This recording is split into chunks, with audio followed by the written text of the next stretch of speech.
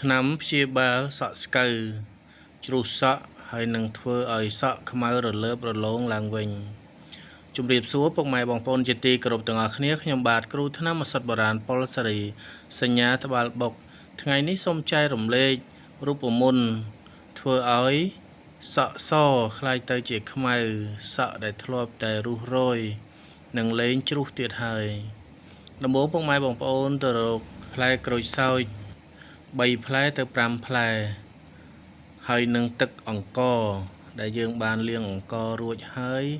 យកទឹករបស់វាចំនួន1លីត្រកន្លះទៅ2លីត្រដាក់ដាំឲ្យពុះរយៈពេល20នាទីបន្ទាប់ពីបាន20នាទីហើយបងប្អូនពន្លត់ភ្លើងទុកឲ្យត្រជាក់ហើយចាំយកមកប្រើការប្រើបងប្អូនយកទឹកអង្ករដែលដាំជាមួយនឹងសំបកក្រូចសើចយកមកលាបនៅលើផ្ទៃក្បាលរបស់បងប្អូននិងសក់របស់បងប្អូន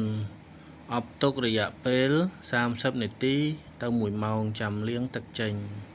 សូមព្យាយាមធ្វើឲ្យបាន3ថ្ងៃទៅ5ថ្ងៃធានាថាសក់របស់បងប្អូននឹងខ្មៅរលើបរលោងវិញហើយលែងជ្រុះលែងស្កូវទៀតហើយសូមអរគុណ